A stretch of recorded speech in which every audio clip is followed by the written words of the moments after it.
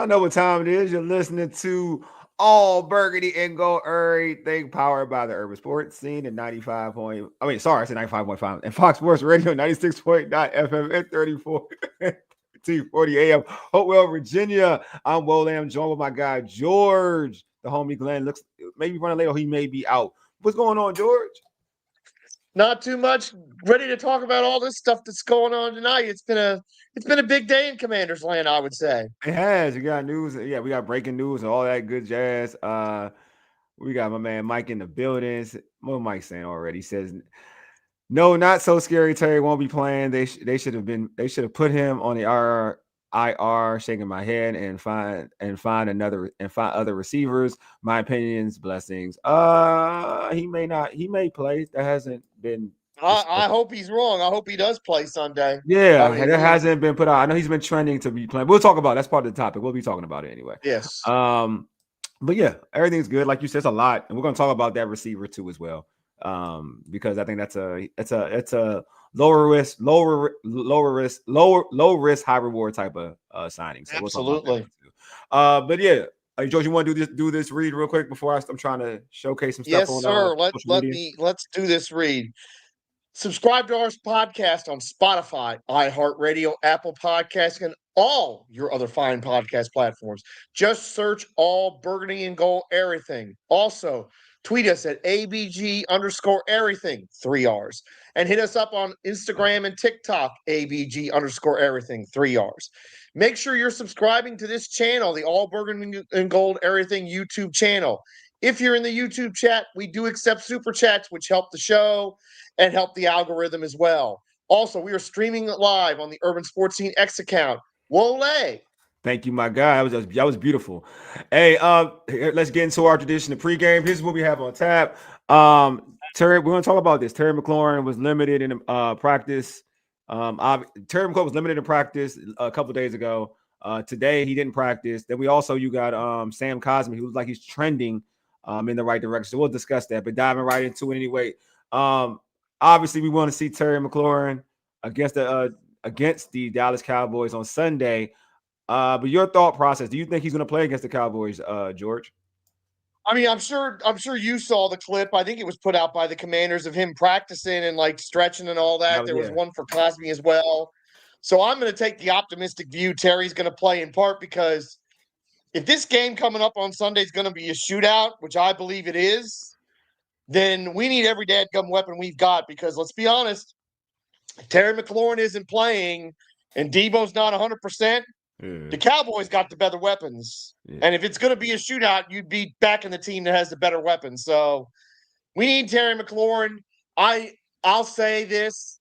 I don't understand how that injury became this long of a thing. Because he was, we think scores that touchdown. It gets overturned on review. During the review, he's like hyping the crowd up and stuff. And it felt like, well, they took him off because it was precautionary, but it was not considered a big deal at the time. We thought, okay, they're just taking him off just to be safe. And now here we are, what is it, 3 weeks later, and he hasn't played at all? That's a curious thing, but I really hope he's playing this week, because it's going to be hard. We're really putting everything on Jayden Daniels if we're not going to have Terry and we're not going to have Debo at 100%, and we're going to have to score, 30-some points to win.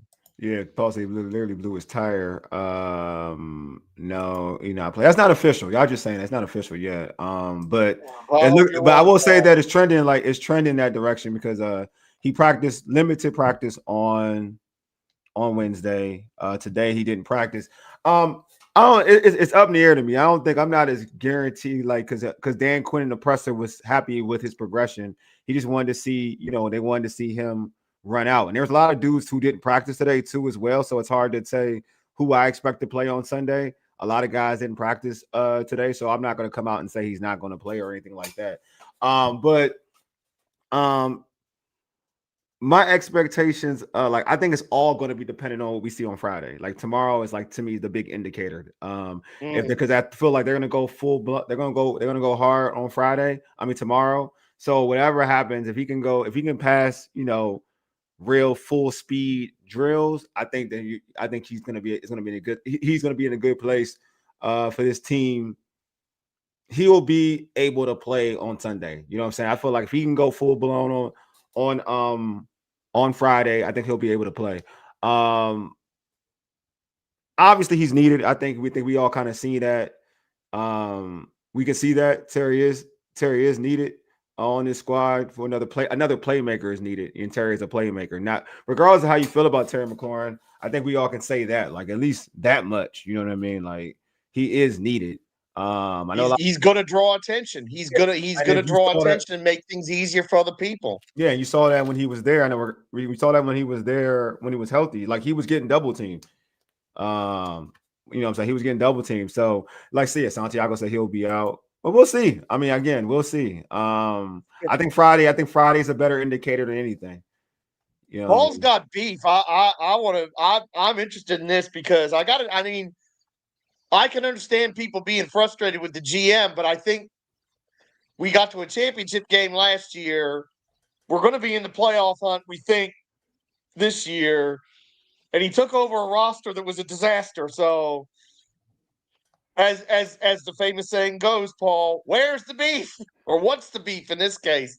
No, I'm just saying, but again, back to this topic there. Yeah, I feel like I just feel like we don't know till Friday. I want Terry. I think Terry against the Cowboys would be a good look. I just feel like having him out there. But also I would say this though, at the same time, that if he ain't 110%, I don't want him out there. So for you, I mean, if he's not 100%, right, George? Well, would you want him out? Would you want him out there? Are we talking about is he the kind of hurt that Debo was last week, where Debo probably shouldn't have played either? Yeah, like Debo, he shouldn't have played like that. If he's that kind of hurt, the answer is no. But it sounds like he's healthier than that. He could be. I think he is probably healthier than what Debo was. I do think so. I think he's healthier than what Debo was. And I mean, and of course that's the other question. You know, what's the deal with Debo? Is he going to be playing on Sunday? Because I mean, he was clearly hampered and limited in that game, and that's that was obvious pretty much from the get go. So, I mean, I wonder how much that's going to affect their decision on Terry's, whether Debo's going to play or not. I like that, Roy. And Roy, what's up? I haven't seen him in a minute, my guy. He said, we don't need Terry right now. The end of the year is the most important stretch of this schedule. I kind of, Roy, I like your point about that. I'll say this, Roy, I kind of agree with you in this aspect. Like, I don't know. The Dallas defense is so bad, and getting Washington is ranked 7th offensively in the NFL. Maybe they don't, to be real with you, at this particular point in time. Obviously, when you play better teams, you're going to have to need your guys out there. This Cowboy defense is putrid. So I don't know if you need, do you need Terry against a bad Cowboys defense? I guess that's another question. Do you really need him against a defense that's not good? You do if you need to score 38 to win. I mean, if your defense is bad, you can still score 30. You can still score 30 with a bad defense. Yeah, but they're not going to win it. I'm telling you, they're not going to win if they score 30. That's how good the Cowboys offense is going. That's how bad the Washington defense is going. Well, if you score 30, I'm going to push back real hard on what Rory says. I'd feel differently if they were 4-2 or better. If they were 4-2 or better, I would feel completely differently. But they are 3-3. Yeah, if they lose to Dallas, they're going to be 1-4 in the NFC, and that is going to be, and they're going to be 3-4 overall. And you're talking about that is going to be a hole that even with 7 teams getting in the playoffs, it's going to be hard to climb out of.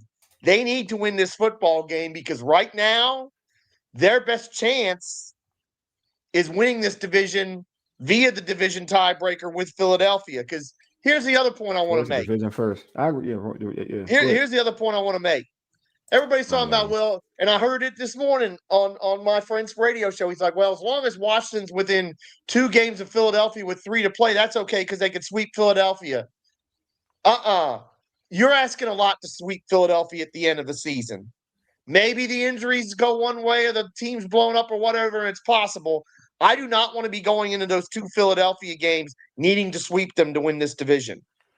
You hear what I'm saying? Yeah. I want to be in a position where if we split those, we win this division. So I'm I'm not with you, Rory. We do need Terry. This offense is good, but the problem is they're still getting outscored. They're still losing these games because his defense stinks. And as much as Terry ain't going to help the defense, maybe Terry can help in the sense that maybe we're going to move the chains a little more and keep the ball a little more and keep the defense off the field a little more. Because that's the only way this team's going to win right now. Yeah, Todd says I disagree, Roy. Unless the other teams start tanking, we need this win. But I agree with we should beat Dallas regardless if Terry plays or not. I agree. I agree. See, I don't agree with that because Dallas's offense is just as good, if not better, than ours. I mean, I agree. At the end of the day, like for real talk, and they're going to get CeeDee Lamb back. Yeah, I know, but I real talk and be real with you. If you're scoring 30, and I don't care which you on any team, you scoring 30 on both sides, that's good enough. I'm gonna be real with you on any offense. Like you shouldn't be thinking that you got to score 40 in any game. Like that's not a thing. That should never be a thing. I'm being real. That should never be a thing. But let's face reality. That might be a thing. But even that though, if I'll put this on Cliff.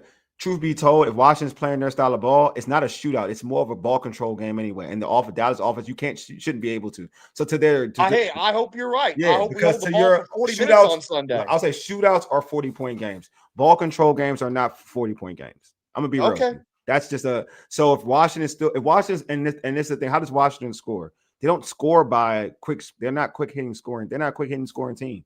So if they're going to win this game and scoring 30, they're going to have the ball for most of the game. I'm gonna be real. That's the way they win. That's how they win.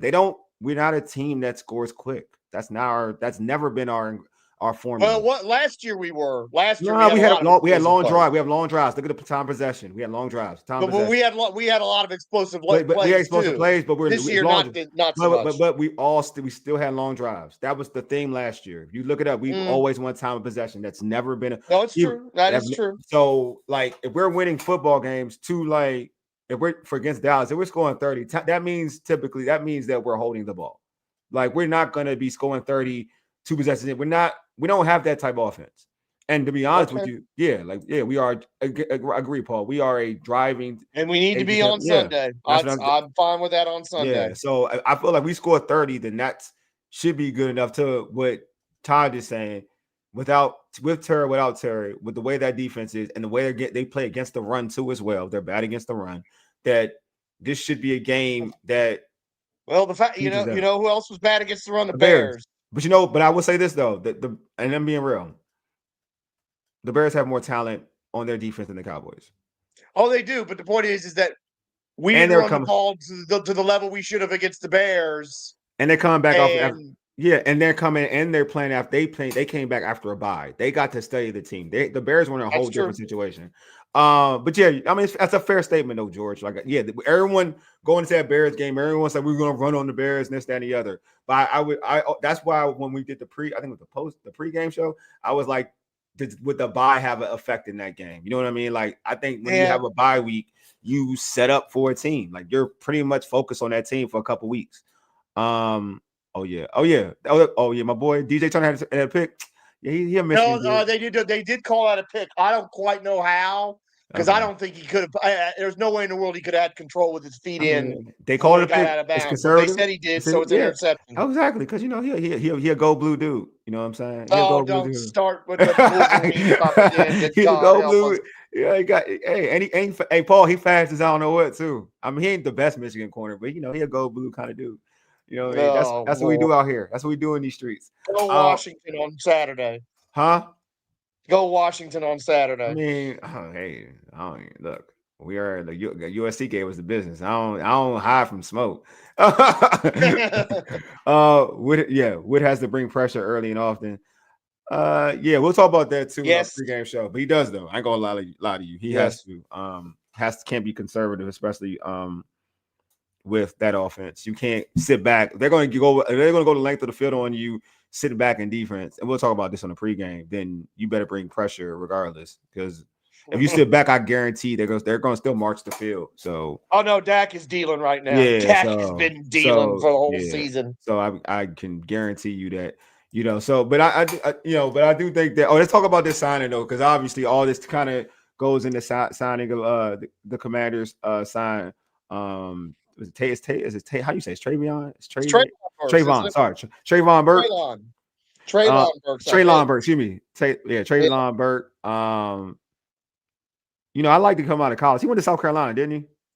That's what I'm looking up right now because I'm pretty sure. I think Arkansas. That's right. I knew he was an SEC receiver. Yeah. When the SEC was just turning out receivers left, right, and sideways. Yeah, I feel like he was supposed to be the next. He went to where? He went to Tennessee and he flopped, and he was supposed to be a big deal. He was picked 18th overall in that draft. Oh, I know Tennessee. Yeah, because he was supposed Arkansas. It's Arkansas. That's what it was. All right. Yeah, it was Arkansas. Yeah, I mean, again, that's when. Other than Ohio State, receivers were coming out of the SEC left and right. Yeah, Treylon. That's what I thought. There's Treylon. I remember when he was coming out because he's supposed to be compared to AJ Brown. They wanted to compare him to AJ Brown. And he did flop. I mean, he did flop in Tennessee. If you watch his games, I mean, it is what it is. He didn't pan out. I think he had issues when I watched him play. He had issues catching the football. Tennessee was garbage too. Yeah, obviously. Yeah, AJ Brown. I know he was very compared. He was compared a lot to AJ Brown. But his hands, he don't run the same route because the size though wasn't the route running ability. Because AJ Brown can run routes. But he's not a route runner like AJ Brown. Like there are levels to it. He has that physical look though. Obviously, he has the physical look, the strength, decent speed. But yeah, I think in terms of, if you don't have a Terry, and you mentioned Debo, right? May not have Debo. Right now he's on the practice squad. Do you see them playing him on Sunday? I don't know about this Sunday, but I would imagine it's going to happen in the future. Again, I'm the only bad part about this is I was kind of excited for Ja'Cory Brooks and Tay Martin to get a chance, and I'm guessing it's going to cut into their situation. Although, if some of our chatters are right and Terry's not going to play for a while, then maybe not. Maybe Treylon Burks is going to get out there and be one of these other receivers, and maybe it's Debo insurance. I don't know. I love the signing because he is a talented receiver. His issues are his issues, but we're hurting at receiver bad right now. So I'll take another guy. I'll absolutely take another guy that can help us. That can help us. And look, you got to say, I'm trying to think of who our receivers coach is, but I think that person's done a pretty good job with our receivers this year in getting them to produce, even though they haven't all been healthy. Yeah, Bobby Ingram's still the coach. Okay, Bobby Ingram. I think Bobby's still the coach. I'll bring it up, even if it annoys you, but Luke McCaffrey's starting to develop. I think Bobby Ingram's got to get some credit for that. Mm-hmm. I think we've seen good things out of Tay Martin when he's been out there. So I'm willing to trust Bobby Ingram can do some things that'll help these guys. Why? It's not annoying me. It's annoying me. Not at all. Just making sure. On IG, DMV Sports for you says, y'all know he's not playing. Talking about Terry McLaurin. I appreciate you for tuning in, my guy.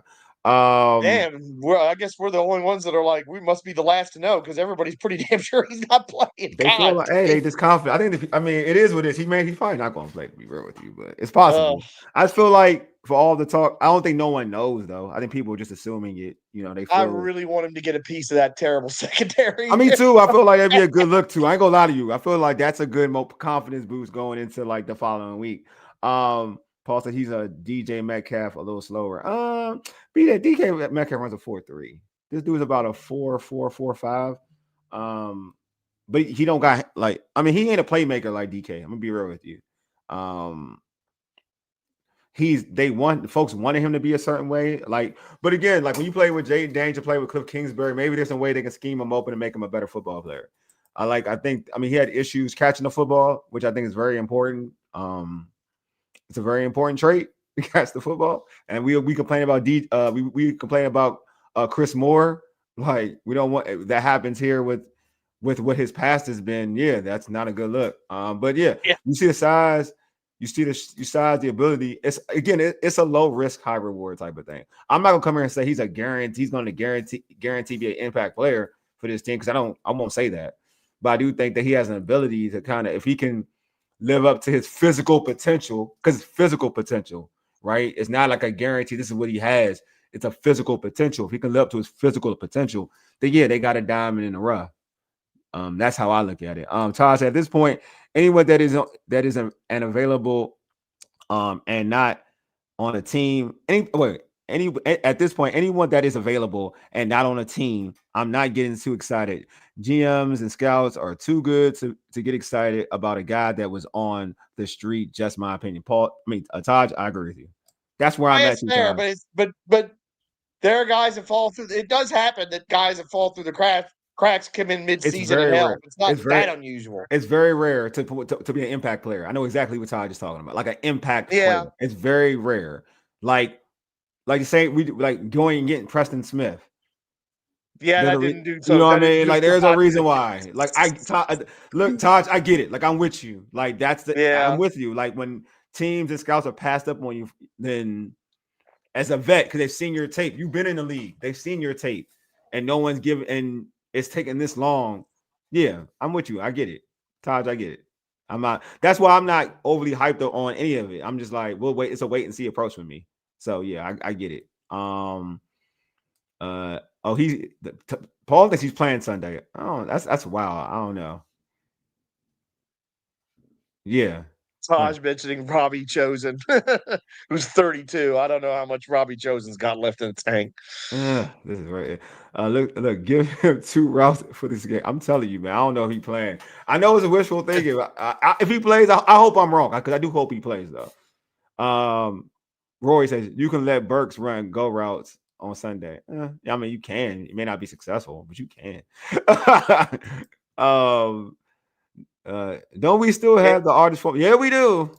He's 32, man. I mean, we do. Yeah. So what did Mark say? It all started with Terry's injury. It seemed like we're having a bad year. Maybe the signing will start. Maybe the signing will start something. Maybe. I mean, Mark Anderson.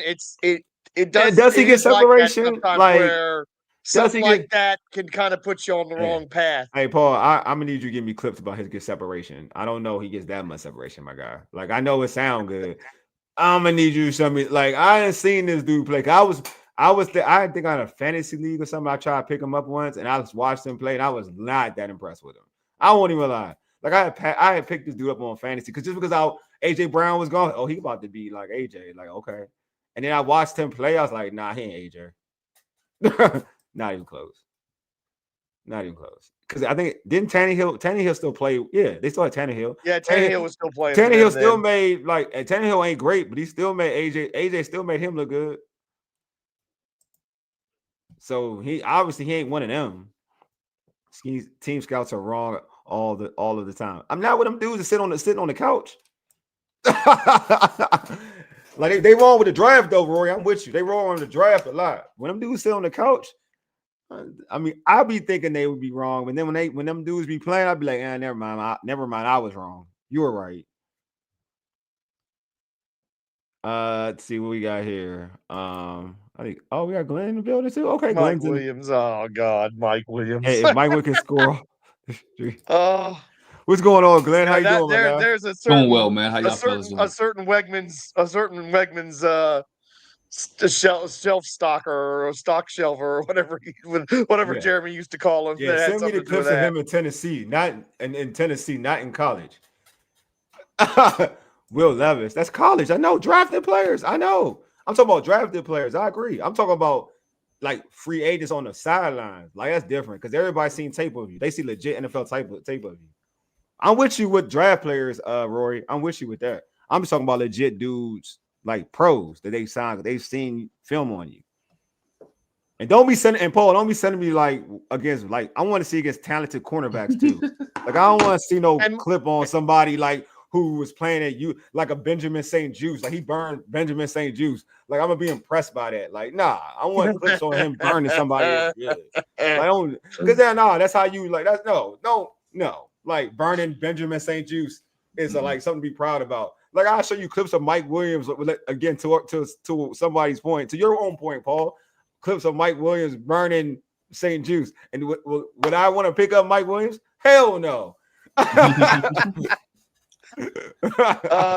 Mark Anderson, I was agreeing with you that the holdout was kind of put us on the wrong road. Yeah, I was kind of agreeing with you on that, Mark.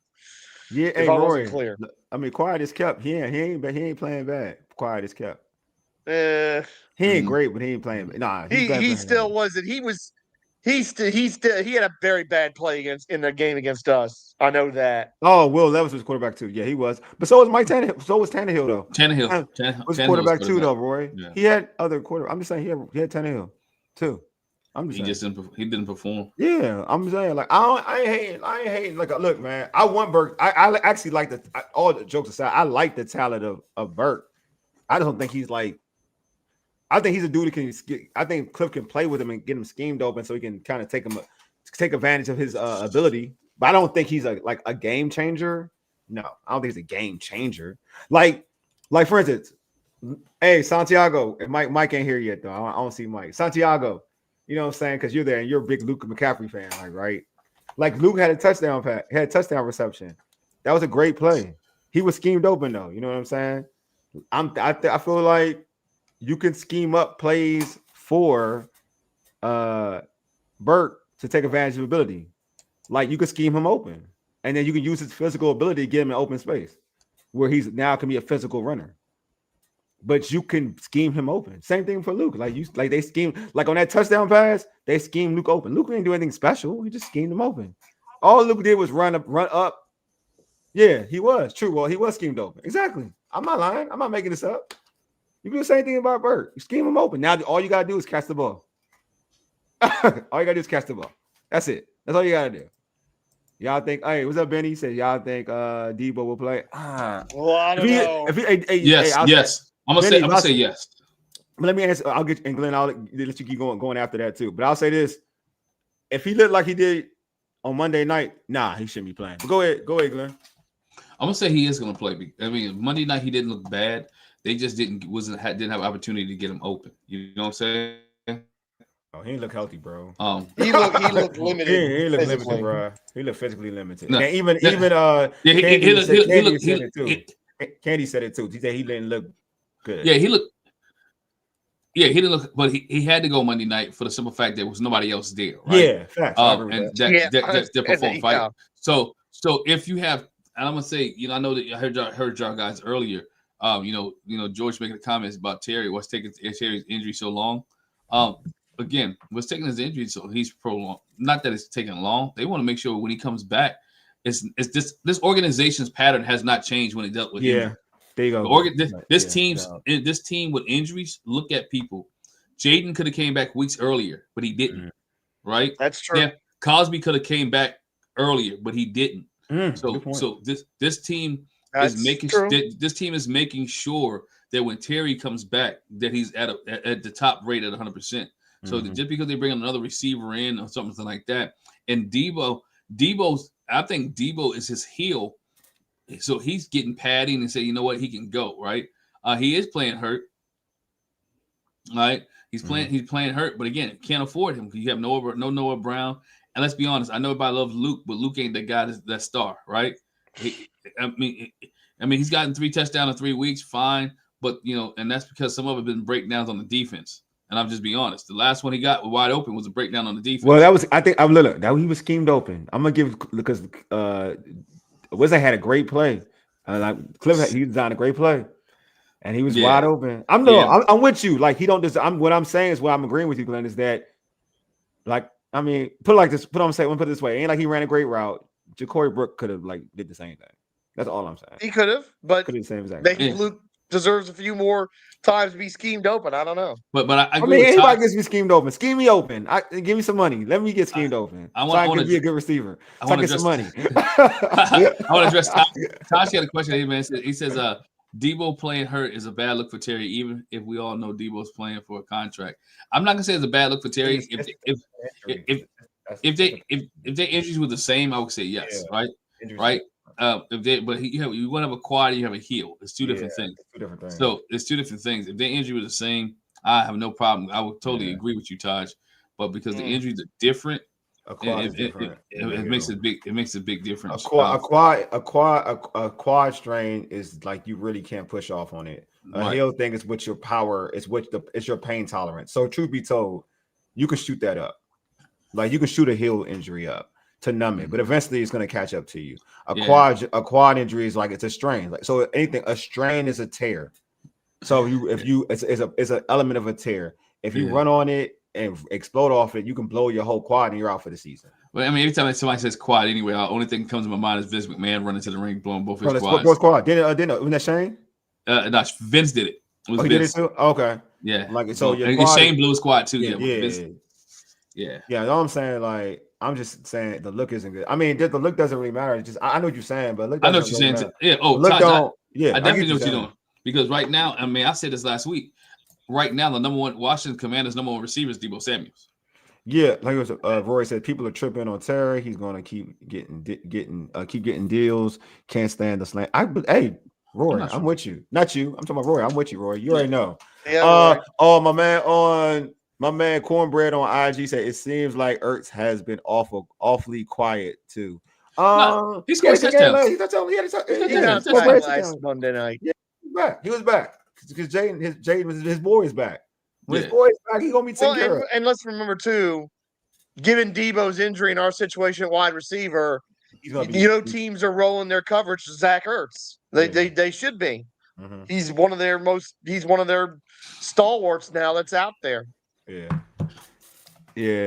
It comes with the I don't know about that. I feel like this is the one thing I'm proud. I used to be proud of about our fan base, like all the time. I felt like we know football. Like our fan base knows football. I don't want us to be a different fan base where we like slander people because like Paul said, it comes with the contract. Like typically, I know growing up watching our team, like we always like if somebody was hurt, we didn't like use that against them. Like we didn't do that. We didn't do that as fans here in the D. Like Eagle fans do that. Like real talk, Cowboy fans do that, but we don't typically do that. No. Like I would hope that people don't look at like, oh, he hurt, and then they use that way to slander him. Because I feel like on the back, because if you do that, that means on the backside you've always had kind of beef with Terry. You dig what I'm saying?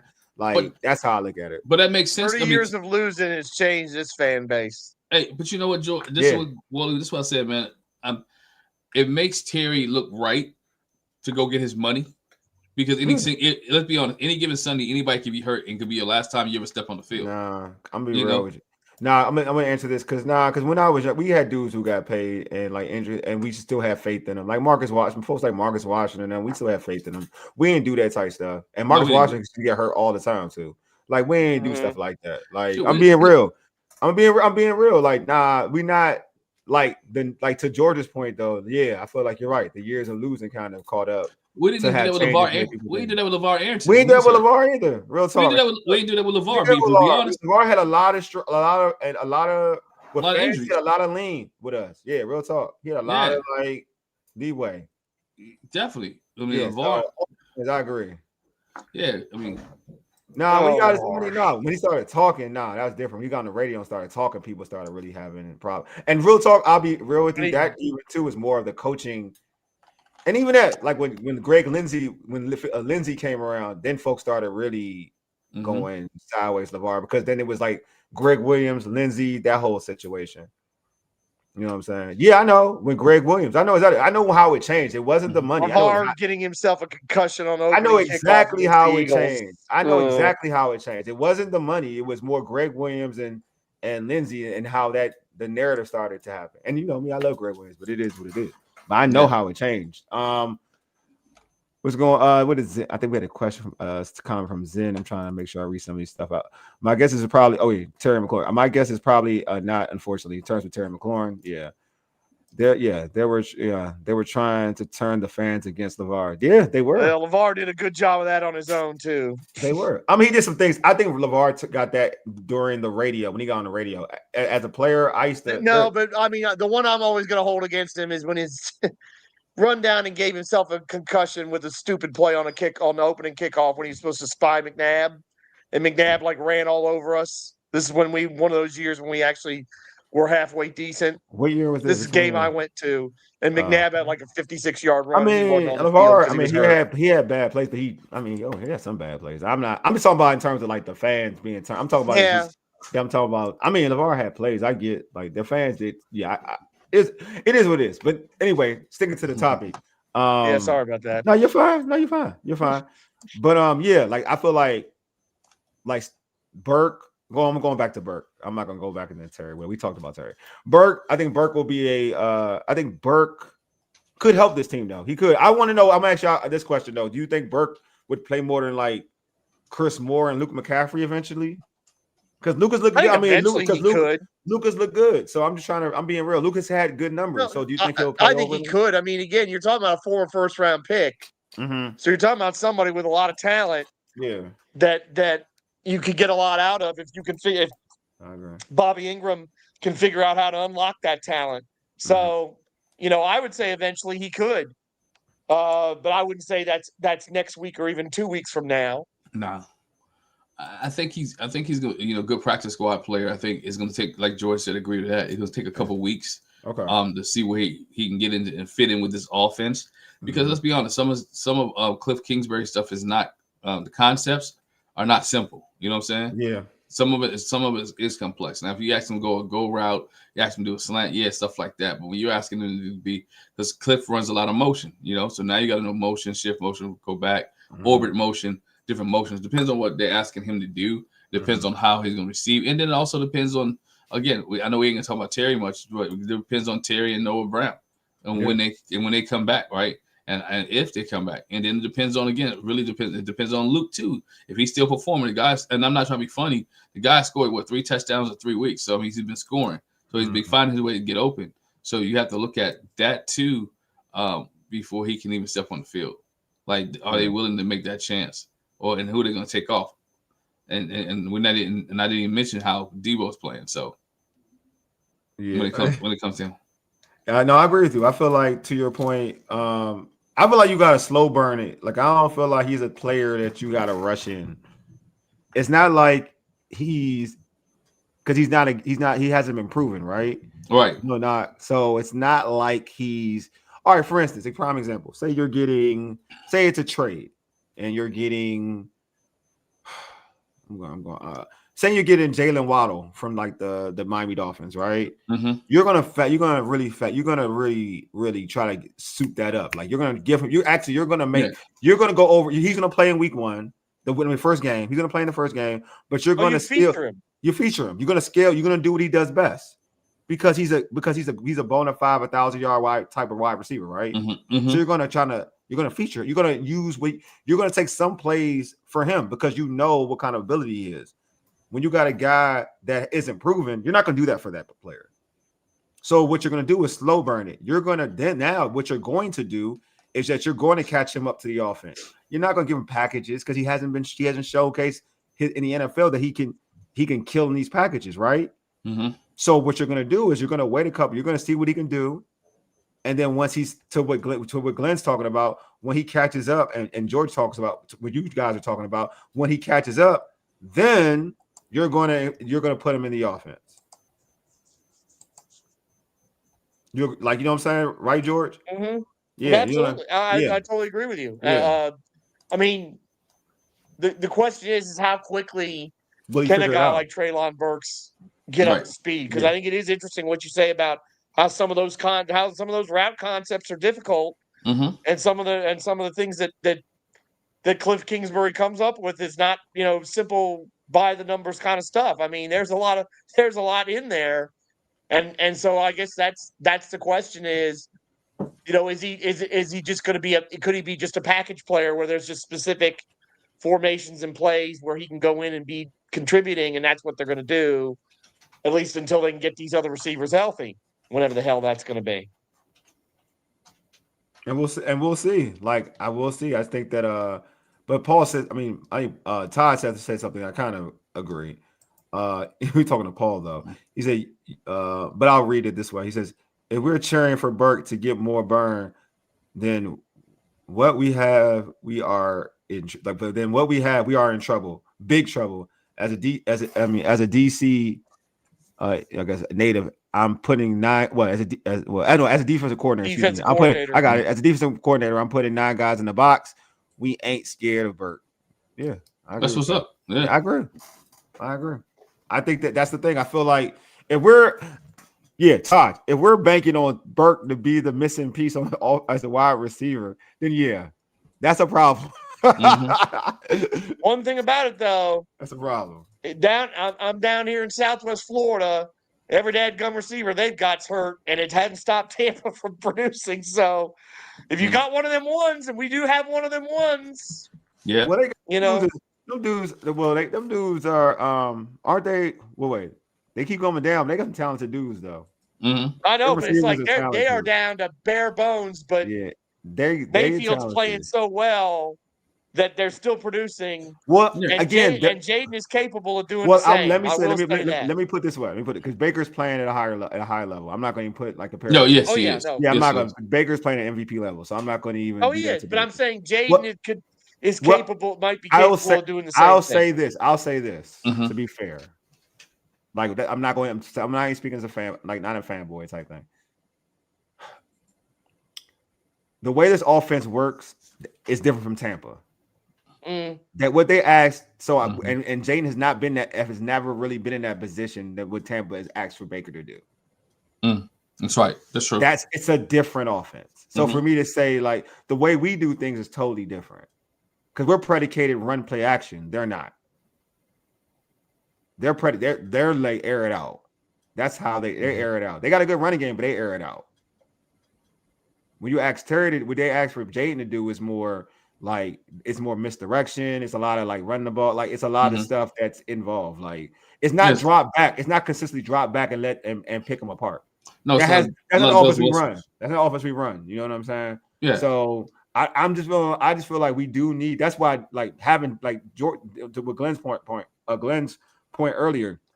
Like Debo has been like the number one. Debo's been amazing. He's been amazing. He's been amazing, and that's not. He's not a regular guy. Debo's been amazing for being Debo Samuel. Right. And that's no knock on Terry or anybody else. Yeah. And so I don't want people to glad it's been a knock. It's just the fact that Debo has been the most consistent thing in this Washington offense. Yeah. To George's point though, Roy's like, yeah, they're 4 wide receivers down. Yeah, definitely. George is definitely right. Like, but Baker's playing at such a he's like just like we talk about Dak, Baker's playing at such a high level. It's ridiculous. Yeah, a lot of our window dressing with a lot of our window dressing with our offense. A lot. And that's going to be the tough part for Burks is picking all that up. Yeah, a lot. Taj, I'm gonna be honest. If your receivers are Burke, Luke, or Moore, I'm going to go man to man. I would too. I would play the run. I ain't gonna lie to you. I would play the run. Lane is good, but still, I think Lane is coming around. They need Lane to kind of jump. They need Lane to excel a little bit quicker. That's where I'm at. Or they give him the opportunity to excel quicker. Let me put it that way. Let's see. Oh, you know what? I like this question. Let's go to talk about Cosmi. Let's talk about that. Let's go to Cosmi. Let's talk about Cosmi. That's a good point, Zen World. With Cosmi coming back, that will help the run and passing game. Oh, I'm glad. Look at you. Yeah, look at you helping us with a segue. Look at you with our segue. Nah, Zen, look at you. All right, so I'm gonna start with you, Glenn. I'm gonna go. Let me ask it with Sam Cosmi 21-day practice window closing. How much can his return strengthen the offensive line, and could his presence help Jayden Daniels feel more comfortable in the pocket? Yeah, man. The way that helps offensive lines too is you bring consistency there, right? You bring in a veteran back. Most of these guys have played with Sam Cosmi, except for Connolly Jr., who has not played. Right, this guy we've played with him, and Larry Tunsil, in a real game. So what happens is now the running game is doing well. Now you run behind Sam. Right now, you can run behind Sam, and you can run with Sam and Connolly Jr. So now you're opening up holes. When you open up a running game, we've seen that it gives the quarterback time now. Throw the ball, play action down the field, which is key there. So you have an opportunity to be able to maneuver in both rounds. But with Sam coming back in the passing game, now Jayden can feel like, you know what? I've really got some people watching my back. Right? I'm still feeling protected. I'm not that the O-line hasn't protected him, but you bring in the top dude back, right? And so he feels more comfortable back there. Now it's on the receivers and everybody else to get open. So I like Sam coming back, and it'll be good for the organization and the team. George, I agree with you. George, your thoughts? Could you put up Taj's comment, because this right here? It sort of goes to my question about this situation with Cosmi. I mean, this is going to be his first live action since January. Right. And it's incredible that we're talking after that injury that it's October, middle of October, and we're talking about him playing in an NFL game. Stuns me because you know where I was as soon as it happened last season. I was like, see you in 2026. So my question is this: how do we ease him in? Can you ease him in? Or does he have to just go in there and be in every down? And we do he knows the offense, so that's not an issue. He knows all the blocking combinations and the pulls and the traps that we use. I mean, do you just throw him in all the way, or is it, or can you ease him in? That's the question I've got. You want me to give you I can give you a funny answer, but it's kind of real too. I mean, you're playing against one of the worst defenses in the NFL. You are easing them in. That's fair. I mean, that's fair. I mean, that's the thing, because I thought it was interesting what Taj was talking about there, and it just sort of went to my thing is like, do you rotate him with Wiley and they each get half the snaps and that's how you ease him in? Or do you say, all right, stud, you're 100%, you know the offense, you've been here, you've seen all the new stuff we're doing, go. Yeah, I just don't think that, like, you could spend some time with Wiley. I mean, they did that with Brandon Coleman in the past, so you can't do that. But I'm like, you're playing against one of the worst defenses in the NFL. That's like it's better than going against. I think you're kind of easing him in that way. Like, you could have had him go against, like, regardless of what it is, like, you could have had him go against like the Chicago Bears. But they had talented. They had a talented. They do have a talented front now. It may not be going the way of what they wanted to go throughout the season, but it is a talented front. This Cowboys unit ain't the most talented front. I'm just being real. So they're one of the worst run defensive fronts in the NFL. So you are kind of easing them in, to be real with you. Not to be not to. And I mean, you're going to run the ball a lot. That certainly helps. Yeah. So you kind of are easing them in. Like, now, what are you easing him in terms of what you're going to ask him to do in the game is a whole different thing. Like, will he be pulling a lot? I don't know. Like, those are the questions, right? Because before the injury, he was good at pulling. He was a good pulling guard. Will he be doing that a lot in this game? I don't know. And I'm glad you brought that up, because that'll be the moment for me, is like, if we see them run one of them plays where he's coming around the end and he's bowling guys over, I'm good if that happens. If I see one of those, because we've seen that with Wiley, we've seen that with Biotish, we've even seen that with Bates and Sinnott, where they're coming around and just mashing people. If we see that on Sunday, then I'm like, yes, sir, let's do it. Well, we got to hold him to the same standard, right? Yeah. The same standard that we held Terry to, not Terry, the same standard some of us are holding Terry to, and some of us the same standard that we're holding Jayden Daniels to. If he can't play 100%, then he shouldn't be out there anyway. If he can't pull, don't put him out there anyway.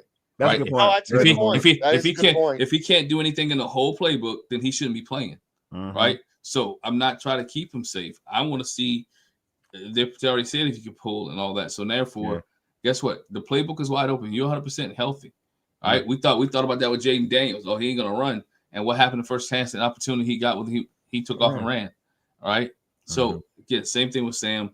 If he's 100%, then you play him as if he's 100%, even though he's not 100%. Yeah, I think I agree with that. I totally agree with that. Best way to contain Dallas will be it's old school, hold the ball, long drives. Exactly. Yeah, that's it's important. It's important to have that type a heavy dose of all three. That's the other thing. Chris Rodriguez, I hope he's healthy this week, because not using him last week at all and having him on the roster, that wasn't great. Yeah, it was nasty work. We got. I'm trying to see some of these comments. Could see Zen's World could see Cosmi out for punts and field goals or extra points, but in for most downs. Yeah, I mean, I don't think I need to see him on kickoff with punt return, punts and stuff. No. But hey, if he is, hey, it is what it is. Todd, the injury no one is talking about that is worrying me is Armstrong. Good one. Yeah, that's a good one. Yeah, you can talk. Yeah, that's a good point, man. Go for it. Doris is my dude, man. I've been talking about Doris Armstrong for the last couple of weeks. 6 sacks now, bro. Six sacks, and he came back in to get a sack, right? Yeah, he came back He came back into the game, get a sack. I believe they were saying that was a hamstring as well. Yeah, which that means is it sounds like he's definitely not playing this weekend. Yeah. Yeah. And, maybe, again, Dorrance he's one of those guys that needed on the defense. So he's not playing. That means the defense is taking a hit. Somebody else somebody else needs to take up. Step up. Dorrance has kept the energy, kept the mojo that the Washington Commanders needed, and I think he's needed. I'm gonna say that he's definitely needed. Definitely needed. And I think around come game time, he might be evaluated and lifted up to being able to play. I don't think hamstring. No, not with a hamstring. Depends on how much it is, man. He came back last time. It depends on how much. See, now we talk. You just like you said, like a hamstring is different. Like I don't know. That's a different. Hamstring injuries aren't a 1 week thing. Like if you and I'm gonna be real with you, if he has a real hamstring injury, it's legit. He shouldn't be out there because we just talked about what the staff is about. Like we just talked about it. Like in game when that happens is different than like having to assess somebody throughout the week. You know, in game it's the heat of the moment situation. When it's a week and you got to see them move and see how they explode. And I agree with you about this staff. This staff is really good with not trying to push the envelope on injuries. They're really good at it.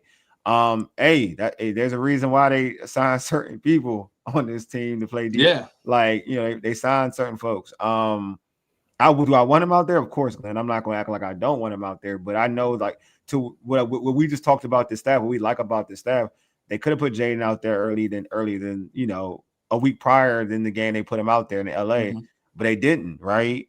Jayden wanted to be out there. If everybody know Jayden wanted to be out there. But they said, nah, young fella, we need you. So they're not like no one's pressing Terry to come back out there as a wide receiver. They're not pressing him to. Right. Like they're watching situations to make sure these guys are absolutely ready.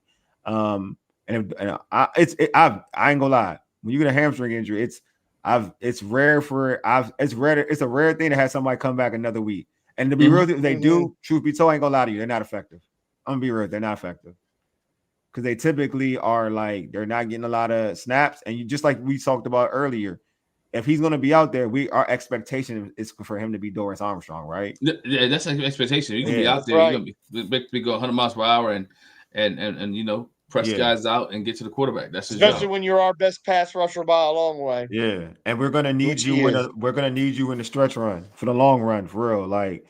And this is not even this is being terrible, but I mean, look, man, the defense been bad without Dorrance Armstrong, so it doesn't really matter with or without Dorrance Armstrong. and see that that's the kind of the point. I'm totally with the whole way. It's like it would suck not to have Dorrance Armstrong this Sunday, but this defense really can't get much worse than what it is right now. Yeah. So, Todd, I agree. Armstrong is our most complete player at defensive end. Watching the game, Preston Smith and Miller was terrible against the run and provided no pass rush. Yeah, well, that's the other thing. Von Miller's not even supposed to be out there on rundowns. What is he doing out there in the first place on rundowns? He's a pass rush specialist. Yeah, because now because the injuries are asking him to do more, which sucks. You know what I'm saying? His job was just to come in and brush the passer. So like it's gonna be tough. But yeah, I like that Armstrong's injury. You're right, Todd. That's definitely a big injury. That's one of the big things that we all got to keep an eye on because if he's healthy enough to play, if he's gonna be out there on Sunday, then he's healthy. That's how I look at it. Because again, to Glenn's point earlier, this staff ain't gonna set you up. They're not gonna set you up. No. Yeah. So, but I don't. But if you're telling me hamstring injury, my gut feeling like nah, he ain't gonna play because that's hamstrings don't typically. Yeah, it ain't really a weak thing unless a 1 week injury. He was out, but he came back and was he done after that though? I think he was done after that. He came back, and got the sack. And next thing I know, we saw him over there with the training staff. So that's what I'm saying. Like that's not. Yeah, I don't know, man. Hamstrings, that's tough. Hamstrings are tough. Like Mike Evans had a hamstring, but he ain't been back in 3 weeks. Like, and if we're talking about rushing the passer, you need your bottom half. You know what I mean? Like you need your bottom half. But yeah, let's talk about a player that was picked up too. Another player is picked up, but he's gonna put on IR. Drake Jackson, another former first rounder from San Francisco, a guy they thought had a lot of promise. They picked him up, defensive end. But will be on the IR. This is like more of the long game, like right, a long game. What are your thoughts about this pickup? I'm gonna start with you, George. What are your thoughts on the pickup? I think it goes to what you said. I mean, we're really struggling at edge right now. The Wise injury is really hurting us. That's been like a real huge injury. That's been a huge injury. What? It's been a huge injury. That injury has. Oh no, it's bad. No, it was massive injury. Yeah. And I mean, at least with Drake Jackson, okay, we're not going to get to pay off right now. Mm-hmm. But it sounds like as soon as he's healthy, he's going to be in there. Yeah. And that's and again, you're talking about somebody who's a former first round pick, so there's talent there. I'm not sure this coaching staff can get the most talent out of him, but we can hope.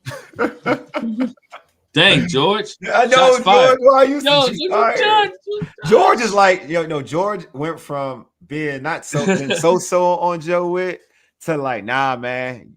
Like, we ain't homies no more. We ain't homies no more. That's what George is right now. I've had enough, dude. I've had it. I went through it all with you on Sunday. I went through every bit of the bill of particulars on him on Sunday. I've had enough. Man. Oh man. Hey Glenn, your thoughts, bro, on the signing of Drake Jackson? Same. I think if he can come in and perform, I don't think it's a bad thing, right? Having depth is never bad, right? Mm-hmm. Especially when you have guys being injured and going down. George, to George's point about Joe Witt, can he put him in the right position to succeed? That's a whole different discussion. You see what I'm saying? And I say that too, the same reason I talked earlier about Burke is that here defense runs some different things, right? Yeah. They run different stuff. So now he has to understand the way that Washington does things on defense. Mm-hmm. And look how long it took Preston Smith. 2 weeks, 2-3 weeks to get ready? 2 weeks to come in? I mean, yeah. And so that was a learning thing or just being bad. Go ahead. So I'm gonna take it this way. So at least 2 weeks he'll be out before he comes in and make an impact. I think with defensively, you gotta you're not necessarily scheming guys open, but defensively you're coaching guys up to play their assignments. Right. And I think that's what Washington's looking for. Can you do your job? A gap is your responsibility. Then take A gap. I don't need you to tell you what else. I need you to play low, get your hands off you and run to the football. You know what I'm saying? Mm-hmm. I think that's what Washington's looking for. I think that's what the defense need. We go back to something that we said in here or the chat said. What is the Washington Commanders' defensive identity? They don't have one, right? And so I know their identity, but so what's the identity? They're bad. That's their identity. Oh, okay, yeah. So now you have to bring guys in who's going to help you create that identity of what the defense is, right? And that's where I think Washington needs to be at. So he will be an addition to this team, but only when he understands the things that they're doing. Paul said, "Y'all should have watched." Wole, I gotta just say this.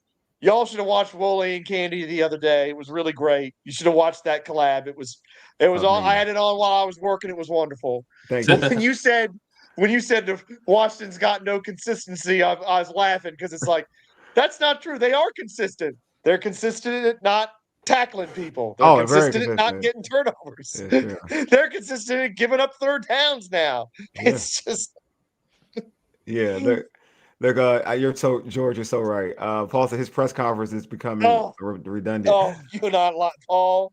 It is the same. It is. I don't watch because I ain't gonna lie. I've watched this. We're talking about Joe Witt Jr.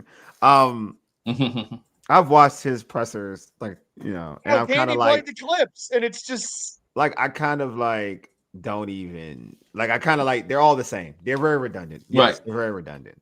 Oh, it's more rah-rah speak. And I'm not like I'd rather you just but to from all the reporters that we've all been cool with that came on this show, they all say to a man that he admits when something is going wrong and he takes full blame of it. So if that means anything to anybody. I mean, the public face of it is not the best at this point. Yeah. I'm just saying that means anything to anybody. Like they say, you stand up in terms of like if there's an issue, if it's on him, he'll say it. You know what I mean? So, Todd says this sign tells me that since Wise got hurt, that other edge rush that other edge is a problem, and the solution hasn't been Smith, Miller, or Martin. The team is reaching and searching. I mean, I did say, yeah, like they could have drafted an edge rusher, but you know what? It is what it is. I mean, you said that, Wole, but again, they only had 5 picks. I know. So you can't do enough with 5 picks. Who they draft? Who were some of their picks? I'm just explaining. Well, they took Connolly instead of an edge rusher. Connolly, you know what? I want to give Connolly his flowers. He's been no, and Connolly's done well, but I mean, a lot of people wanted him to take an edge rusher in round 1, and I wouldn't have argued with it either. Yeah. But the Connolly, I've been loving Connolly, so I'm not going to. I mean, the point is, he's been doing much better. Yeah, a couple different places, people have been talking about trades this week. Oh, Washington, they should make a trade, and it's like, you kidding? They shouldn't. Nah, they can't. We're going to trade another draft pick for somebody? No, crazy? No, George. Yeah. George, I'm with you. I don't talk. Yeah. Like I said, this is the route they're going to. take. Like they're going to get players on like a bargain, low risk, high reward type of players. Like I knew like that was going to be the move. When people were talking like trade for this, trade for that. Oh, Trey Hendricks, like nah, they done gave up enough of their collateral. They're gonna build their team in the draft. Like they're not gonna trade away any more picks. What they're gonna do now is they're gonna look at players that people may have given up on and see if they can turn them into something else. Like I can fix it. Yeah, that's what they're gonna do.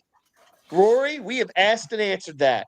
What? You can sit here and say blaming Witt is ridiculous because of the empty cupboards. He is not maximizing this team's talent. They may not have a lot of it, but we've talked about this on Sunday. Wole's talked about this last Thursday. Yeah. There are certain defensive coordinators that get absolutely every drop out of the teams they got. Yeah, I'm gonna say the guy in Minnesota we talk about all the time. Does that. He does. Greg Williams did it when he was here. Yeah. Wole's talked about that. This guy doesn't do it. So in one sense, you're right, Rory, because he ain't the GM. He can only tell the GM, "Hey, I need this, I need this, I need this." And that's fair. But he is not maximizing the talent we've got. Mikey Sanders still, and what's happened to him this year is on Joe Witt's head, and that is his mistake in my opinion. Well, let me simplify it this way. Like I want to simplify it, but let me because there two things could be right, could be true, right? Two things could be true. Like.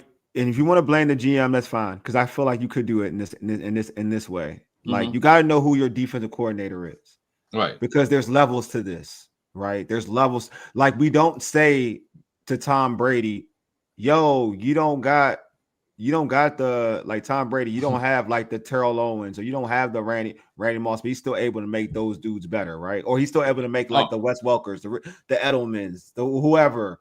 Like he can make those the Deion Branches." He can make those dudes better. Insert name here. Insert name here. I will make you better. Right. Mm-hmm. So if your argument is saying that we don't have the talent for a Joe Witt Jr., then yes, I agree with that. I will rock with you there, Rory. But if you're saying that nobody can coach this thing up and make them a good defense, that's why I'm gonna disagree with you at. Because I feel like you have guys in the league that have less, and their defenses play better defense. Play better. That's all I'm saying. Like, because there's levels to it. Because I use this term all the time. And Glen, I'm gonna let you go real quick. Just I'm gonna use this phrase. That you're either a good to okay coordinator, defensive coordinator, or you're a mad scientist. They're mad science. They're like Sean McVay as an offensive coordinator is a mad scientist. Like, you know what I'm saying? Like look at Flores. Brian Flores roster. Go look at his floor roster and then come back. I'm telling you, like, he's a mad scientist. What's the old boy who used to be with the Eagles? Jim Schwartz. Jim Schwartz, mad scientist, bro. You can put him. He's with the Browns now. Look how real talk. Look how what's the name built his defense in Kansas City. Like, a lot of those DBs, y'all don't even know about. Like, they got dudes from like Division II, like Snead wasn't even nobody till he got his hands on Snead. Like, correct. This is like there are dudes in this league that coach up defense. Period. Yep. You can say look at rosters, but I'm telling you, look at Minnesota's roster. Tell me names that you know. Tell me names that they're not those dudes. Exactly. That's what I'm saying. There's levels to it. That's what I'm saying. There's levels to it. we can always say, then look at the roster. Like, do you want a Pro Bowler on every? So that's what I'm saying. My argument to that is, do you want a Pro Bowler in every position? For a Joe Witt Jr.? Like, that's the level of it, because you're going to have defense. There's levels to it. That's all I'm saying. Like, so my argument, my point to Rory is not point, but Rory, if you're saying again, Adam Peters didn't give him the pieces for him to do well for him, then yes, maybe I can agree with that.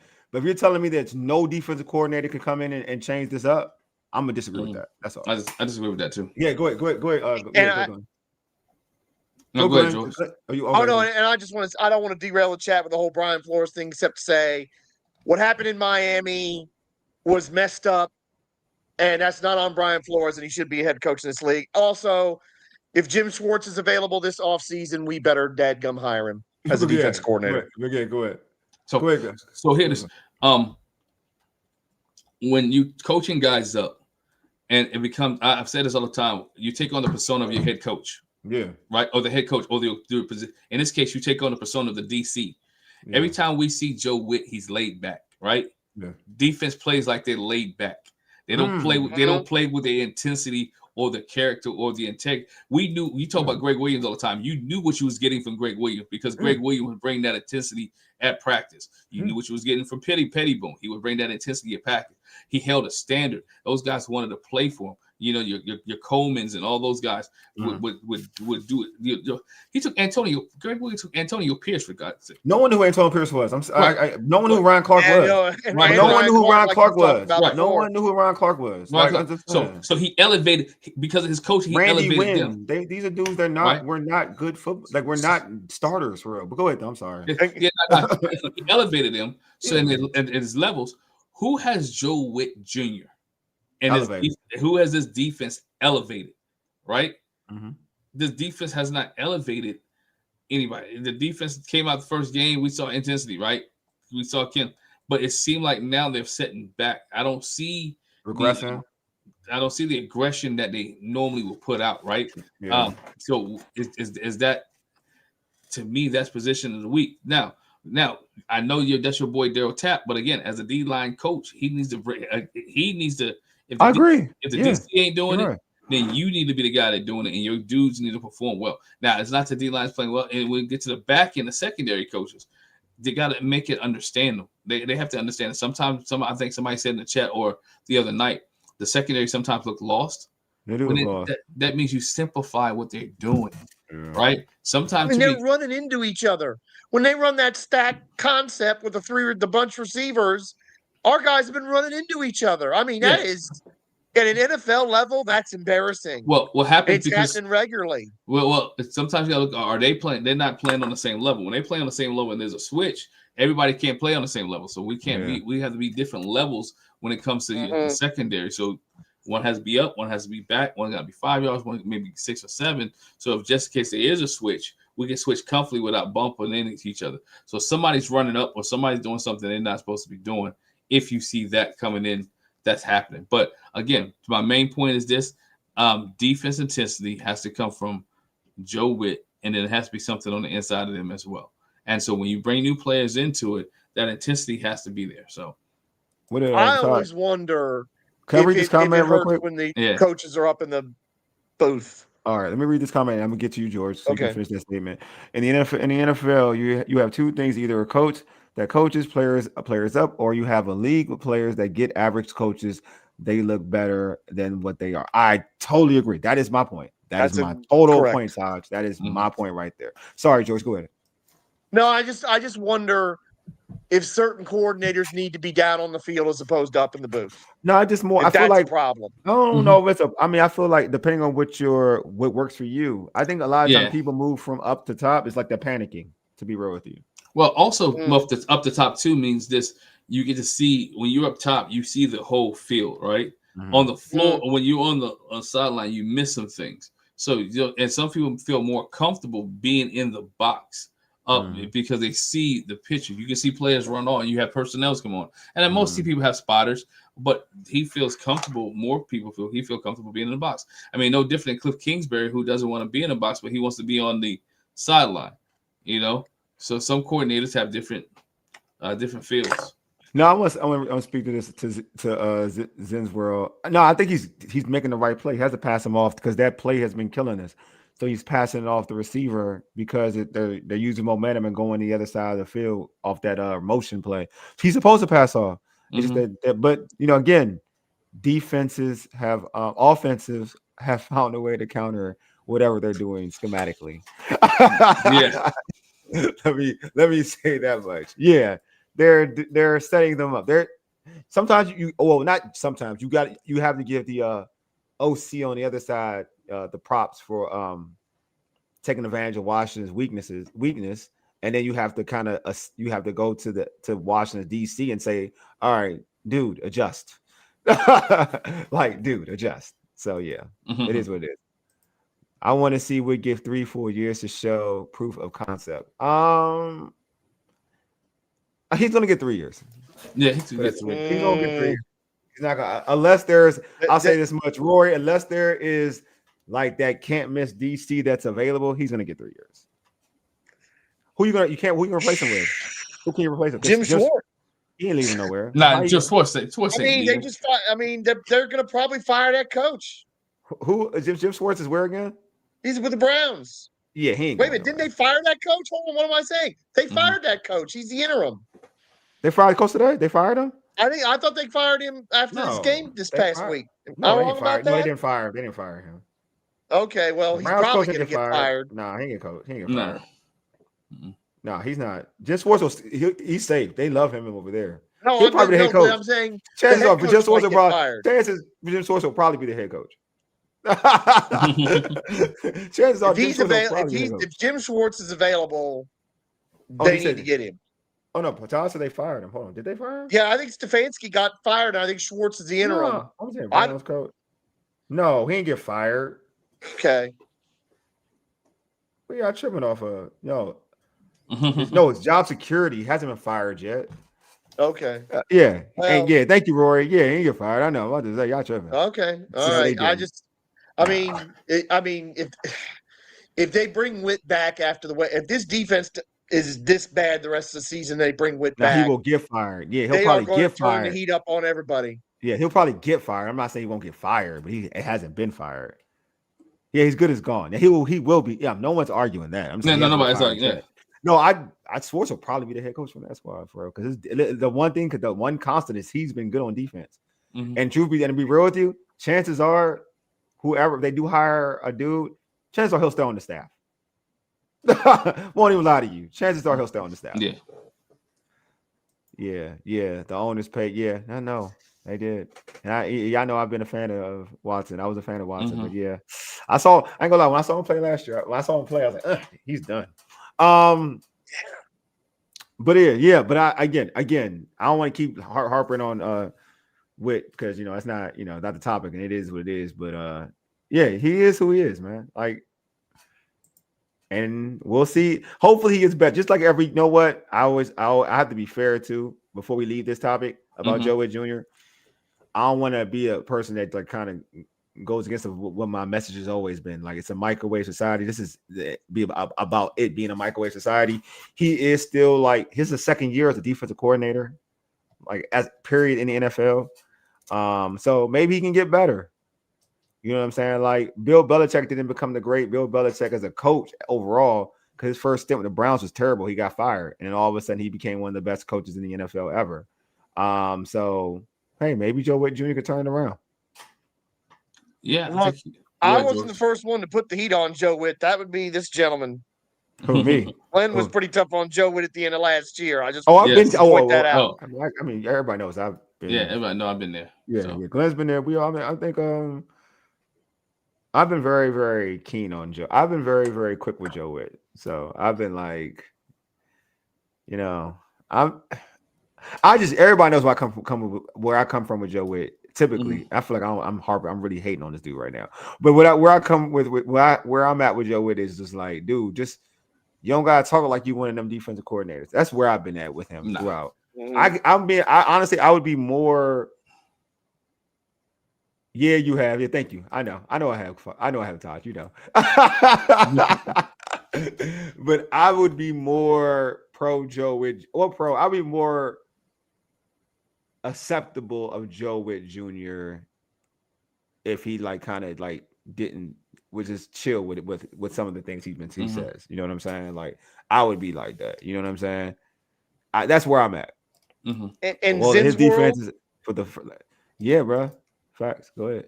And that's the thing, Zen's world. We don't want it all. I just want if we had a mediocre defense, if we were right dead in the middle of the league, we'd be fine. It would be fine. It would be enough with this offense. Yeah. I don't even want to lie to you. All now. We just want average. No, I just want what I want is I ain't gonna lie. This is what I thought it was gonna be, and we're gonna go to some Cosmi McLaurin stuff. But what I do wanna all I wanted was I just wanted to, like, to George's point, what George always talks about. I didn't even want you to be you didn't have to be like a top 10 defense. All I wanted you to be was like force a lot of turnovers, and I would have been good. Like I'd have been good. I ain't gonna lie to you. I would have been good. Like I would have been if you gave me this type of defense like that the New Orleans Saints had a few years ago when they just created a bunch of turnovers, but they weren't like a top tier defense. I would have been cool with that. Like I would have been super cool with that. So I don't have an issue. Like I don't need them to be a top 10 defense. I don't. Yeah, we almost had a pick last week. Look, Zen. What did you just say? What did you say? We almost had a pick last week. Almost. So we almost had keyword. Look, keyword. Almost. We almost had 2 picks last week. Look. Almost. Almost, he says. How many almost turnovers we've had the last year and a half? I know, right? Look, Zen's world, man. I shot this 3 today because I was playing basketball, and it rattled out. It almost went in. And we would have won the game. We would have won the game. Almost, though. That's been our problem for a year and a half. Yeah. We've been the king of almost sacks, almost turnovers, almost recovering the fumble, almost on defense, without actually producing those things. All right, Taj, I'm gonna read this last Joe Witt thing, and we're gonna leave Joe Witt alone. My beef with Joe with right now is that I believe he's coaching concept over what he has. He has his skill. If your corners are better at man covers, while we run his own, yeah, I agree with that. All right, so voice chat is missing. Yeah, I know your voice chat is wild, Todd. You messing me up. I'm reading your stuff and you messing me up. Just type it, man. You messing me up, bro. Yeah, voice chat is wild. I'm stumbling through your comments. Jeez, I'm like, I think I know what Todd is trying to say. Like, I'm like, nah, I'm messing up the church's money. This is not what he's trying to say. This is not. You know what I'm saying? But all right, let's go into like a combined McLaurin Cosmi thing. So, how critical is it for both McLaurin and Cosmi to fully be healthy before returning, especially with a long season? Like, you want to make sure they're fully healthy because it looks like Cosmi's going to play, but we don't know yet. You know, he's been in full practice for the last couple of weeks. Yeah. And McLaurin, we already know his situation, but how important is it for them to kind of wait this thing out so they are fully healthy? So for the long run of the season, I'm gonna start with you, Glenn. Well, I think this was Sam's situation. Sam has been practicing with the first group. He's been practicing, as you mentioned, a couple of weeks. You need to let him go ahead. You need to let him go and let him go ahead and go, right? Mm-hmm. Let him get what he needs to do to get better and get the offense line start building that consistency, that cohesiveness. So you let him go. With Terry, because we mentioned earlier, because it's something that he uses to run, and the hamstring could linger for a while. If you get it right and treat it and do all that, he could probably play the rest of the season with the hamstring. Yeah. But the thing is, quad. It's coming. Sorry, quad. Yeah. Quad. Hamstrings do as Armstrong. Quad. Mm-hmm. Quad. With his quad. So my thing is, and I just go back to the track record. Washington Commanders have always this regime has made sure players been safe. So when they come out there, they're at 100%. So guess what? I would love to have Terry. He stretches the field a little bit more. Mm-hmm. And with him stretching the field, even if he gets doubled, that leaves guys like Luke and Debo and everybody open, right? Yeah. You would love to have that. I hopefully, fingers crossed, since it's Dallas week, that he suits up and goes out there, and that he suits up and go out of there. But only time will tell. Do you think that hypes it up though? Does it feel like Dallas week? Is that a thing? Does it feel like it does? And not necessarily it's Dallas week. I think this team has a sense of urgency around it. After Monday night, there's a sense of urgency that came into this team and organization. They're ready to go play football. Right? They need to get the stink off of them, as I would say. Right? This stench the stench of losing to a Bears team that you shouldn't lose to had to get off you. And the only way that you do that is going to win your next game. You know. They need to go win the next game, get the stench off of them, and let them move on. Yeah, Taj, we've all had those moments, bro. Yeah. I mean, you are kind of tripping like you having them moments right now, though. Right now. Oh, yeah. Lane can stretch the field. Yeah, Lane can stretch the field. I do want, to your point, Rory, I do want him to get more acclimated in his offense, bro. I ain't going to hold you, man. I want him to get, I'm with you. I think it's about time. I think it's ready. Like, so you said rest both, and then Rory said rest both of them. I ain't mad at that, resting both of them. I think Cosmi, it looks like Cosmi's ready though. So if he's ready, he should be out there. But with Terry, if he ain't 110%, if he gotta miss practice, then he shouldn't. I feel like he shouldn't be out there. If that makes any sense. Cosmi has to be on the active roster, right? Or he has to go back to the IR. So I think Cosmi's about ready. But for Terry, I'm like, if you can't, to everybody's point about not playing, like not practicing, and they saying he's not going to play. He missed today's practice. So if he ain't ready like that, then there's no need to push it. And for me, if he's not going to push it, I do want, on the flip side, I want it to be lane time. Like I feel like I want it to be lane time. I'm not like, I think it's time. I'm kind of like it's time to take the training wheels off. It is. That was the best play of the game last. Yeah, you saw. If you watched the throw to Lane, if you watched the route from the beginning, though, how he set him up. He set him up. He kind of ready, Beautiful. Man. Like I feel like no. All jokes aside, Luke, you've been a great story. No. You've been a great story. You have, and you've made some big plays, bro. Like you have, but I need that. Lane looks special. He don't just look like a guy. He look like he can help you. Like he don't just look like you just talked about that play. Like Jayden gave him a dot, but the play was set up by Lane though. Like he think of beauty. He freaked the line. He freaked the corner, man. Like Roy, I'm with you. I see it. I see it. Like Lane is Paul. He a real receiver. I think it's time to take the training wheels off, man. I think it's Dallas. And what better place to take them off though? Jerry's world. In Jerry's world. Commanders, Redskins, whatever, versus the Dallas Cowboys. Like what this represents. A coming out party. Like for real. Like, man, come on, man. Stop playing with this dude. I'm sorry. I know I'm talking about, like, I know we all talk about, yo, Luke, you've been good, man. I just ain't no hate. You've been good, Luke. You've been good, Luke. You've been really good, bro. But if you're telling me between Lane and Luke who I want out there, I'm sorry, I want Lane out there, man. That's not hate. That's just me keeping it 100. I want Lane out there. Yeah. So to the point of, like, if Terry ain't 100%, I want Lane in his spot. That's where I'm at. I want Lane in his spot. I want it to be depth chart, Terry out, Lane starter. If Debo gonna play, Debo play. If Debo not gonna play, then you can Chris Moore, Luke, whatever. But if Debo out, I want Lane to be wide receiver 1. That's where I'm at right now with Lane. That's where I'm at with Lane. I want him to be wide receiver 1 if Debo's out. He's the wide receiver 2-1. That's all. That's where I'm at. Look, right. Oh, Luke. Yeah, it's no knock on Luke. I'm not even. This is no Luke hating. This is where I see it now. Like I said, this when he had that kickoff return for a punt return for a touchdown. I saw confidence rising. Yeah, like he had drops earlier, and after that, I kept telling him like, "Yo, hang in there." Clicking. Like he confident now. Like you got to feed the play that Marcus Mariota threw the interception in Atlanta. He was open. Mariota just underthrew him. So it's just like he getting it. He there. Like, nah, man.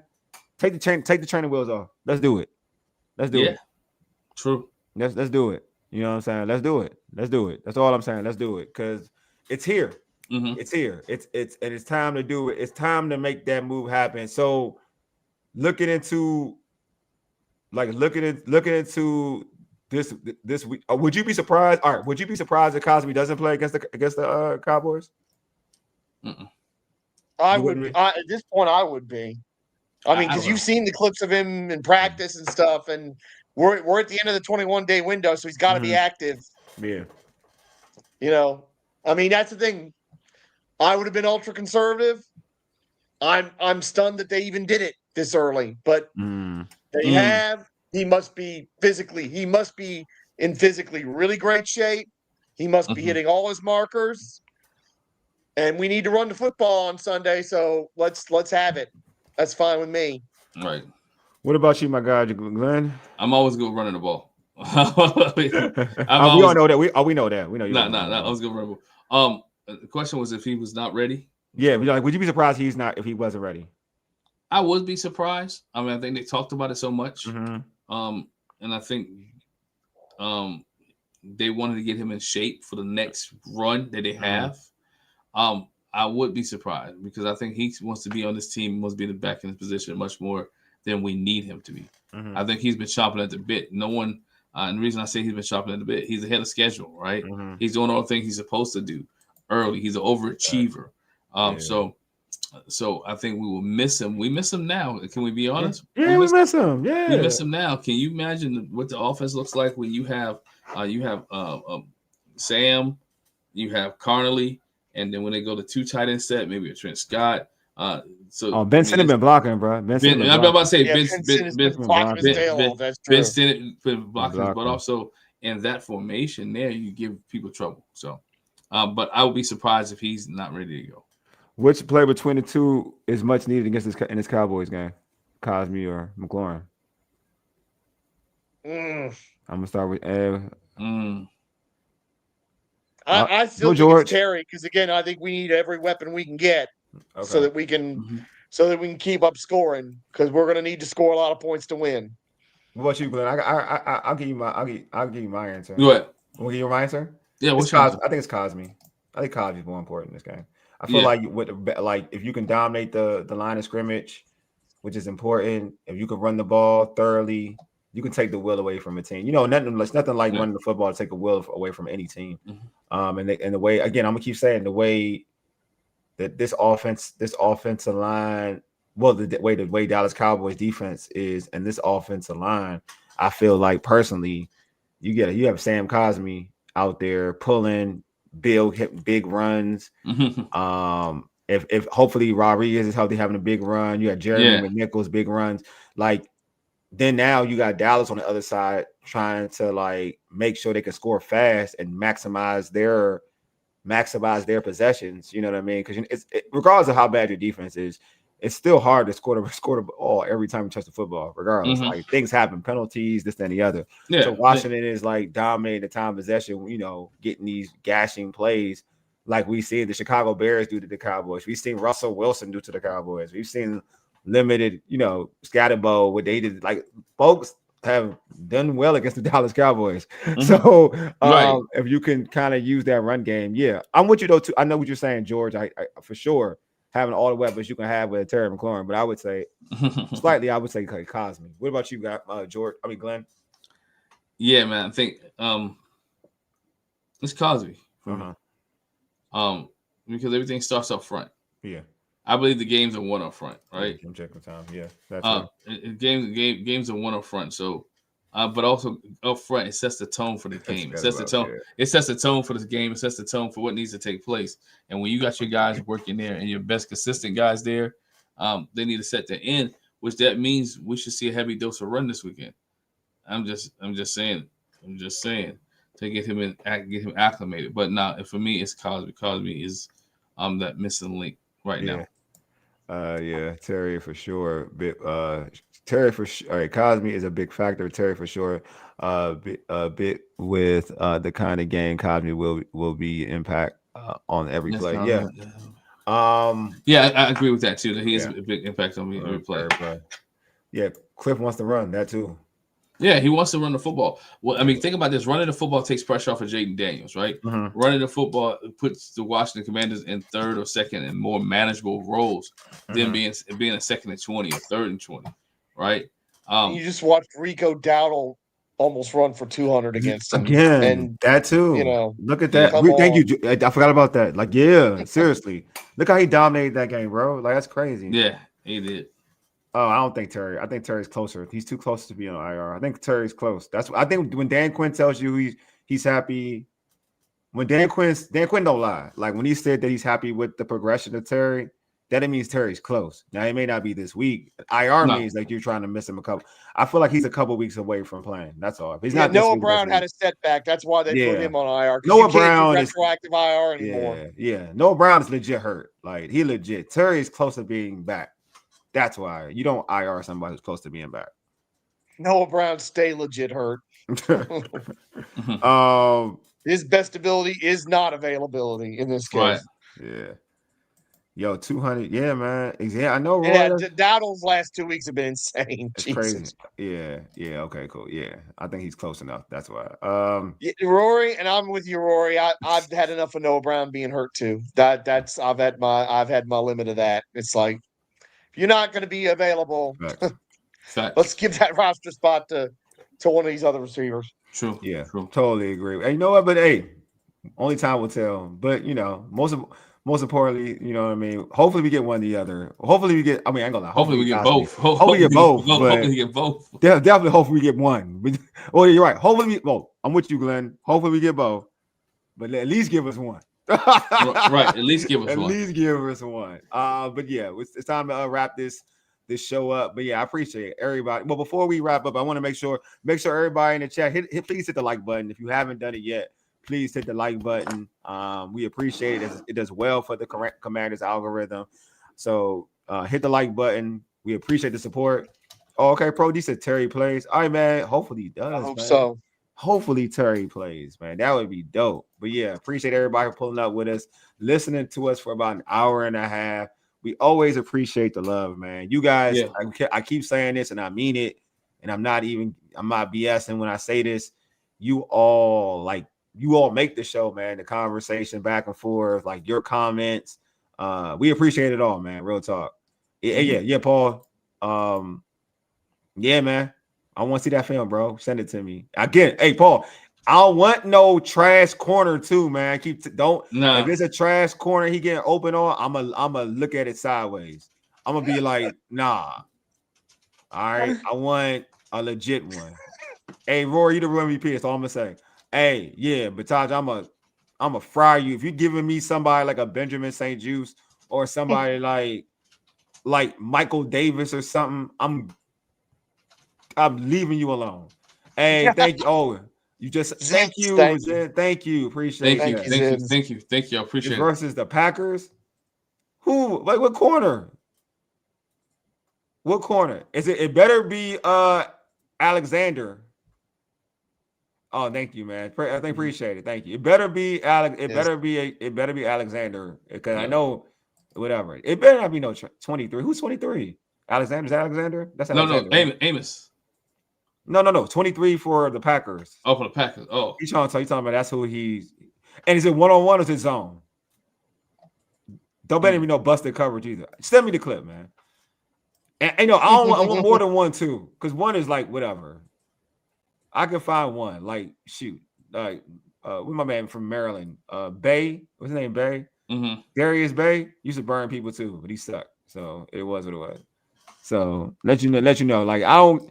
By the way, Darnell Savage is doing all right so far. Yeah, Savage is playing all right. Yeah, he's playing good actually. That's been a good. He's been good to be real with you. He has been. All right, but we gotta knock out some logistics before we close the show out. Hey, subscribe to our podcast on Spotify, iHeartRadio, Apple Podcasts, and other podcast platforms. Just search all Burgundy and Gold Errrything. Also tweet us at ABG_Errrything and hit us up on IG and TikTok at ABG_Errrything. I see we got some new subs, so I appreciate y'all. But if you have not, also make sure you subscribe to our All Burgundy and Gold Errrything YouTube channel. You are all dope as you know what, because we appreciate the subs. Also, and I know see folks say y'all catch us later next time, but hey, guess what? Sunday, right? But like, make sure you pull up. 3:00. Pull up.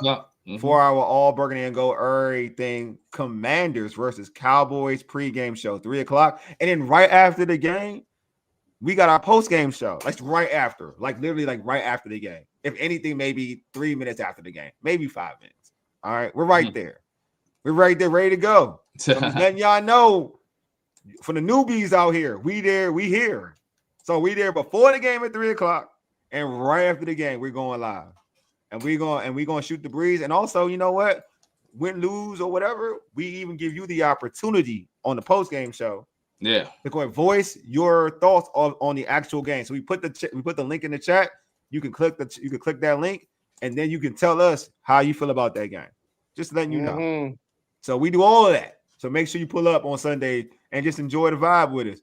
Anyway, man, appreciate Glenn, George, everybody in the chat. You guys are the real MVPs. Anyway, you've been listening to All Burgundy and Gold Errrything, powered by the Urban Sports Scene and Fox Sports Radio 96.9 FM and 1340 AM. Hopewell, Virginia, 4 ages. Deuces. We are out. Yes, Zen's World. Be Dallas. Peace.